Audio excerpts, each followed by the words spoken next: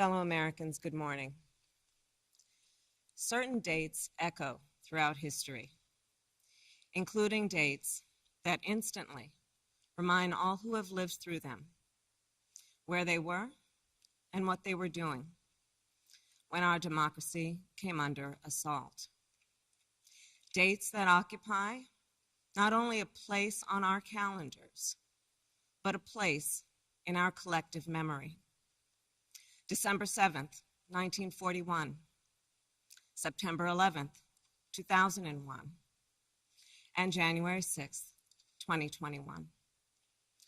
On that day, I was not only Vice President-elect, I was also a United States Senator.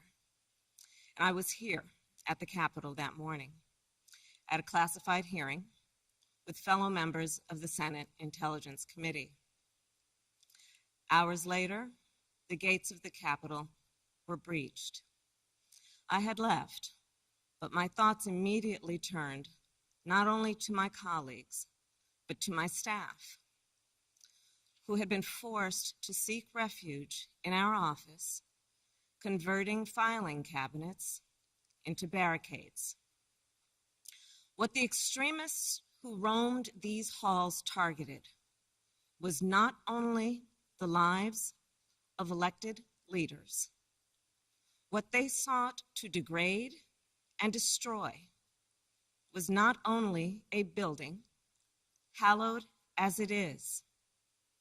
What they were assaulting were the institutions, the values, the ideals that generations of Americans have marched, picketed, and shed blood to establish and defend. On January 6th, we all saw what our nation would look like if the forces who seek to dismantle our democracy are successful. The lawlessness, the violence, the chaos. What was at stake then and now is the right to have our future decided the way the Constitution prescribes it, by we, the people, all the people. We cannot let our future be decided by those bent on silencing our voices, overturning our votes, and peddling lies and misinformation by some radical faction that may be newly resurgent, but whose roots run old and deep. When I meet with young people, they often ask about the state of our democracy, about January 6th. And what I tell them is January 6th reflects the dual nature of democracy, its fragility and its strength. You see, the strength of democracy is the rule of law. The strength of democracy is the principle that everyone should be treated equally, that elections should be free and fair, that corruption should be given no quarter. The strength of democracy is that it empowers the people. And the fragility of democracy is this, that if we are not vigilant, if we do not defend it, democracy simply will not stand. It will falter and fail. The violent assault that took place here, the very fact of how close we came to an election overturned, that reflects the fragility of democracy. Yet, the resolve I saw in our elected leaders when I returned to the Senate chamber that night, their resolve not to yield, but to certify the election, their loyalty not to party or person, but to the Constitution of the United States.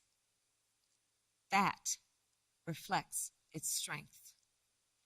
And so, of course, does the heroism of the Capitol Police, the DC Metropolitan Police Department, the National Guard, and other law enforcement officers who answered the call that day, including those who later succumbed to wounds, both visible and invisible. Our thoughts are with all of the families who have lost a loved one.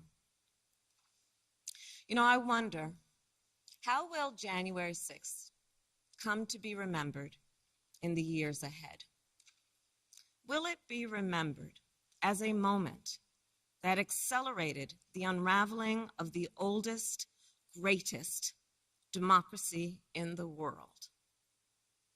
Or a moment when we decided to secure and strengthen our democracy for generations to come? The American spirit is being tested. The answer to whether we will meet that test resides where it always has resided in our country, with you, the people. And the work ahead will not be easy. Here in this very building, a decision will be made about whether we uphold the right to vote and ensure free and fair elections. Let's be clear, we must pass the voting rights bills that are now before the Senate. And the American people must also do something more. We cannot sit on the sidelines. We must unite in defense of our democracy in order to form a more perfect union, establish justice, ensure domestic tranquility, provide for the common defense, promote the general welfare, and secure the blessings of liberty to ourselves and to our prosperity and posterity. That is the preamble of the Constitution that President Biden and I swore an oath to uphold and defend. And that is the enduring promise of the United States of America. My fellow Americans, it is my honor to introduce a public servant with the character and fortitude to meet this moment, a leader whose life's work has been moving our nation toward that more perfect union, President Joe Biden.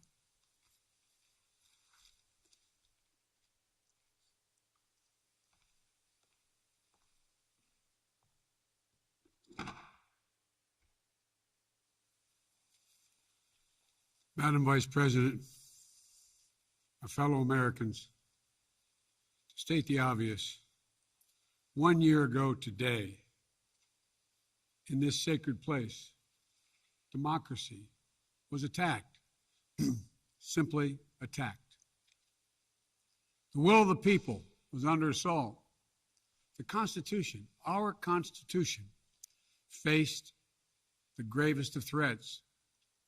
Outnumbered in the face of a brutal attack, the Capitol Police, the DC Metropolitan Police Department, the National Guard, and other brave law enforcement officials saved the rule of law. Our democracy held. We, the people, endured. We, the people, prevailed. For the first time in our history, a president had not just lost an election, he tried to prevent the peaceful transfer of power as a violent mob breached the Capitol. But they failed. They failed.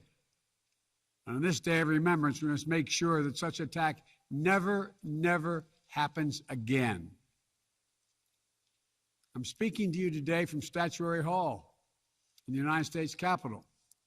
This is where the House of Representatives met for 50 years in the decades leading up to the Civil War. This is on this floor. It's where young Congressman from Illinois, Abraham Lincoln, sat at desk 191 Above him, above us, over that door leading into the rotunda, is a sculpture depicting Cleo, the muse of history. In her hands, an open book in which she records the events taking place in this chamber below. Cleo stood watch over this hall 1 year ago today, as she has for more than 200 years. She recorded what took place, the real history, the real facts, the real truth, the facts and the truth that Vice President Harris just shared, and that you and I and the whole world saw with our own eyes. The Bible tells us that we shall know the truth, and the truth shall make us free. We shall know the truth. Well, here is the God's truth about January 6, 2021. Close your eyes. Go back to that day. What do you see? Rioters rampaging, waving for the first time inside this Capitol Confederate flag that symbolized the cause to destroy America, to rip us apart. Even during the Civil War, that never, ever happened. But it happened here in 2021. What else do you see? A mob breaking windows, kicking in doors, breaching the Capitol. American flags on poles being used as weapons, as spears. Fire extinguishers being thrown at the heads of police officers. A crowd that professes their love for law enforcement assaulted those police officers, dragged them, sprayed them, stomped on them. Over 140 police officers were injured. We all heard the police officers who were there that day testify to what happened. One officer called it, quote, a medieval battle, and that he was more afraid that day than he was fighting the war in Iraq. They've repeatedly asked since that day, how dare anyone diminish, belittle, or deny the hell they were put through. We saw with our own eyes. Rioters menaced these halls, threatening the life of the Speaker of the House, literally erecting gallows to hang the Vice President of the United States of America. But what did we not see?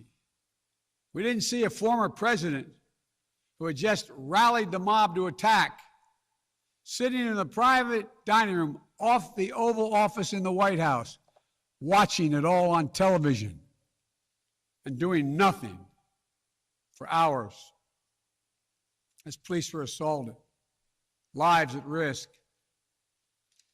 the nation's capital under siege. This wasn't a group of tourists. This was an armed insurrection. They weren't looking to uphold the will of the people. They were looking to deny the will of the people. They weren't looking to uphold a free and fair election. They were looking to overturn one. They weren't looking to save the cause of America. They were looking to subvert the Constitution. This isn't about being bogged down in the past. It's about making sure the past isn't buried. That's the only way forward. That's what great nations do. They don't bury the truth. They face up to it. Sounds like hyperbole, but that's the truth. They face up to it. We are a great nation. My fellow Americans, in life there's truth, and tragically there are lies. Lies conceived and spread for profit and power. We must be absolutely clear about what is true and what is a lie. And here's the truth. The former President of the United States of America has created and spread a web of lies about the 2020 election. He's done so because he values power over principle, because he sees his own interest is more important than his country's interest, than America's interest. And because his bruised ego matters more to him than our democracy or our Constitution, he can't accept he lost, even though that's what 93 United States senators, his own attorney general, his own vice president, governors and state officials in every battleground state have all said he lost. That's what 81 million of you did as you voted for a new way forward. He has done what no president in American history, the history of this country, has ever done. He refused to accept the results of an election and the will of the American people. While some courageous men and women in the Republican Party are standing against it, trying to uphold the principle of that party, too many others are transforming that party into something else.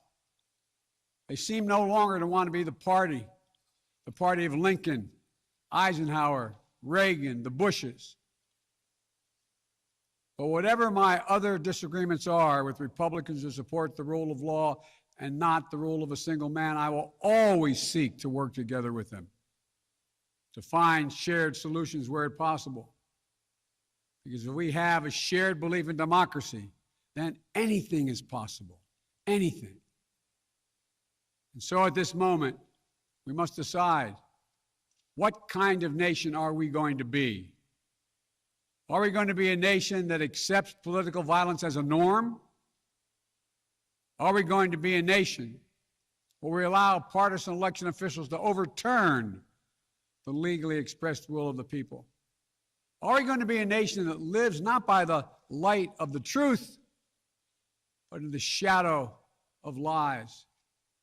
We cannot allow ourselves to be that kind of nation. The way forward is to recognize the truth and to live by it.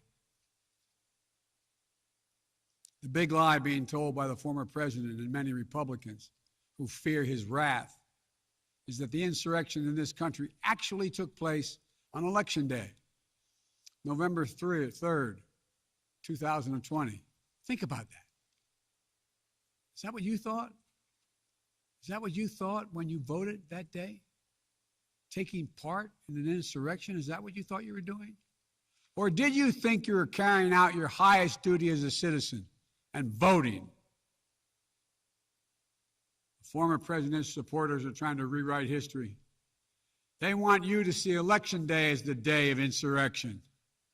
And the riot that took place here on January 6th as a true expression of the will of the people. Can you think of a more twisted way to look at this country, to look at America? I cannot. Here's the truth. The election of 2020 was the greatest demonstration of democracy in the history of this country. More of you voted in that election than have ever voted in all of American history. Over 150 million Americans went to the polls and voted that day.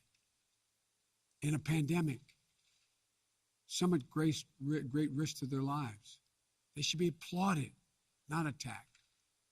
Right now, in state after state, new laws are being written, not to protect the vote, but to deny it. Not only to suppress the vote, but to subvert it. Not to strengthen or protect our democracy, but because the former president lost, instead of looking at the election results from 2020 and saying they need new ideas or better ideas to win more votes, the former president and his supporters have decided the only way for them to win is to suppress your vote and subvert our elections. It's wrong. It's undemocratic. And frankly, it's un-American. The second big lie being told by the former president and his supporters is that the results of the election of 2020 can't be trusted. The truth is that no election in American history has been more closely scrutinized or more carefully counted. Every legal challenge questioning the results in every court in this country that could have been made was made and was rejected, often rejected by Republican-appointed judges, including judges appointed by the former president himself, from state courts to the United States Supreme Court. Recounts were undertaken in state after state. Georgia counted its results 3 times, with 1 recount by hand. Phony partisan audits were undertaken long after the election in several states. None changed the results. And in some of them, the irony is the margin of victory actually grew slightly. So let's speak plainly about what happened in 2020. Even before the first ballot was cast, the former president was preemptively sowing doubt about the election results. He built his lie over months. It wasn't based on any facts. He was just looking for an excuse, a pretext, to cover for the truth. He's not just a former president. He's a defeated former president. Defeated by a margin of over 7 million of your votes in a full and free and fair election. There is simply zero proof the election results were inaccurate. In fact, in every venue where evidence had to be produced, an oath to tell the truth had to be taken, the former president failed to make his case. Just think about this. The former president and his supporters have never been able to explain how they accept as accurate the other election results that took place on November 3rd.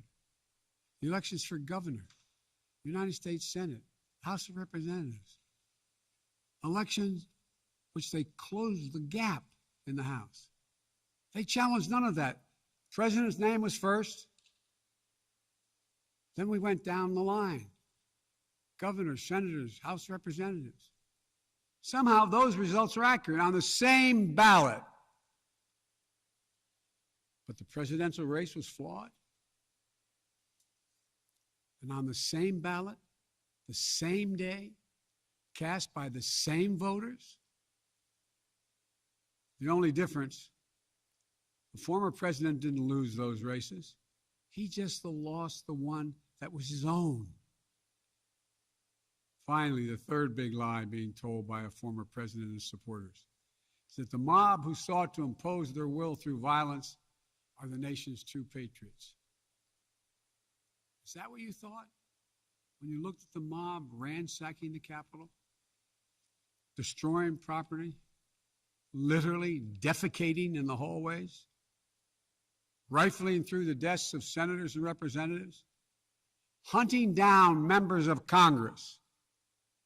Patriots? Not in my view. To me, the true patriots were the more than 150 Americans who peacefully expressed their vote at the ballot box. The election workers who protected the integrity of the vote. And the heroes who defended this Capitol. You can't love your country only when you win. You can't obey the law only when it's convenient. You can't be patriotic when you embrace and enable lies. Those who stormed this Capitol, and those who instigated and incited, and those who called on them to do so, held a dagger at the throat of America, at American democracy. They didn't come here out of patriotism or principle. They came here in rage, not in service of America, but rather in service of one man. Those who incited the mob, the real plotters who were desperate to deny the certification of this election, defy the will of the voters. But their plot was foiled. Congressmen, Democrats and Republicans stayed. Senators, representatives, staff, they finished their work the Constitution demanded. They honored their oath to defend the Constitution against all enemies, foreign and domestic. Look, folks, now it's up to all of us, to we the people, to stand for the rule of law, preserve the flame of democracy, to keep the promise of America alive. The promise is at risk, targeted by the forces that value brute strength over the sanctity of democracy, fear over hope, personal gain over public good. Make no mistake about it, we're living at an inflection point in history, both at home and abroad. We're engaged anew in a struggle between democracy and autocracy, between the aspirations of the many and the greed of the few, between the people's right of self-determination and self-seeking autocrat. From China to Russia and beyond, they're betting that democracy's days are numbered. They've actually told me democracy is too slow, too bogged down by division to succeed in today's rapidly changing, complicated world.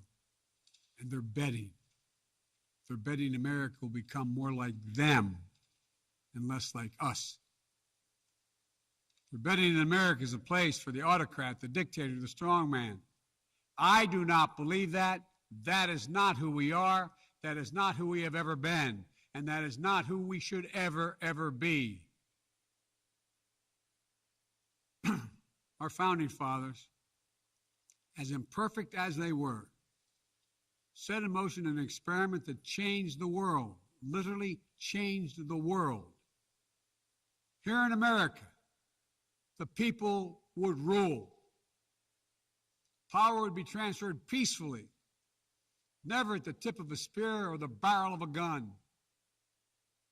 They committed to paper an idea that they couldn't live up to, but an idea that couldn't be constrained. Yes, in America, all people are created equal. We reject the view that if you succeed, I fail. If you get ahead, I fall behind. If I hold you down, I somehow lift myself up. The former president who lies about this election and the mob that attacked this Capitol could not be further away from the core American values. They want to rule, or they will ruin. Ruin what our country fought for at Lexington and Concord, at Gettysburg and Omaha Beach, Seneca Falls, Selma, Alabama. What we were fighting for? The right to vote, the right to govern ourselves, the right to determine our own destiny. With rights come responsibilities. Responsibility to see each other as neighbors.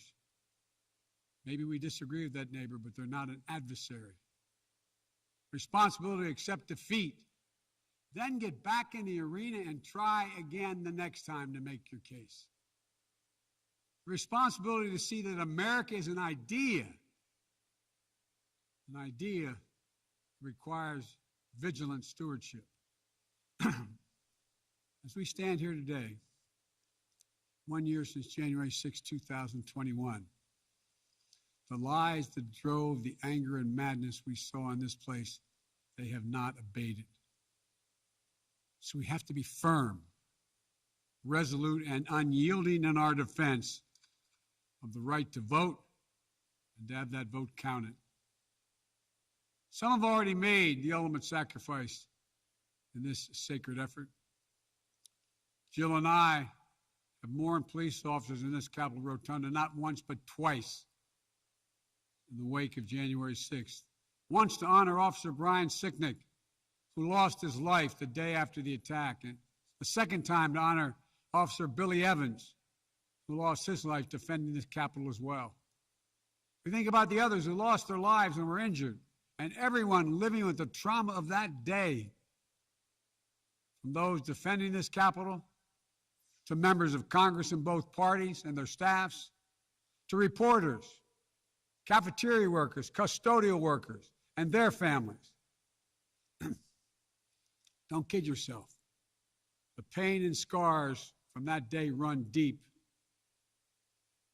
I've said it many times, and it's no more true or real than we think about the events of January 6th. We are in a battle for the soul of America. A battle that by the grace of God and the goodness and gracious and greatness of this nation, we will win. Believe me, I know how difficult democracy is, and I'm crystal clear about the threats America faces. But I also know that our darkest days can lead to light and hope. From the death and destruction, as the Vice President referenced in Pearl Harbor, came the triumph over the forces of fascism. From the brutality of Bloody Sunday on the Edmund Pettus Bridge came historic voting rights legislation.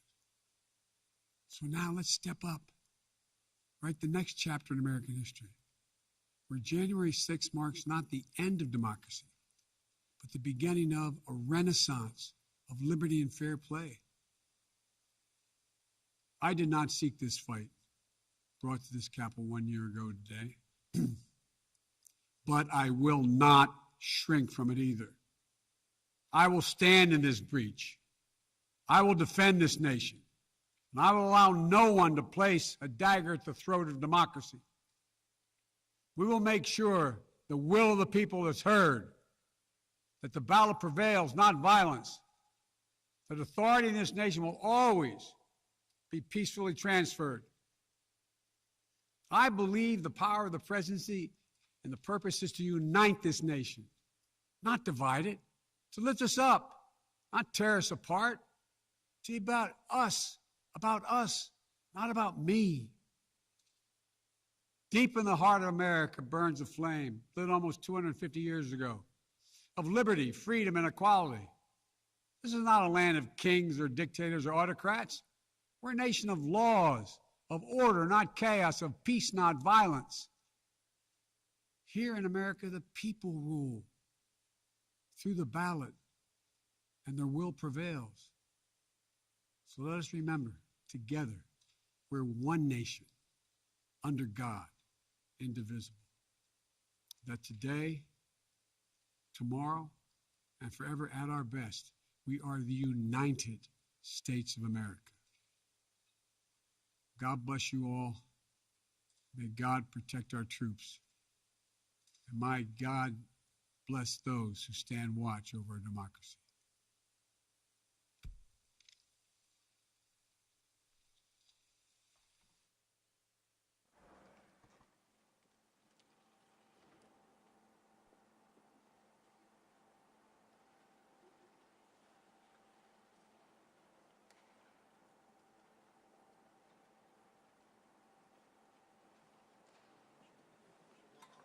All right, Paul. You come this way, guys. Come on. Sir, yes, sir. All right, see you guys. Matt. See you, Matt. Thanks. Good seeing you. Thank you, guys. Thank you.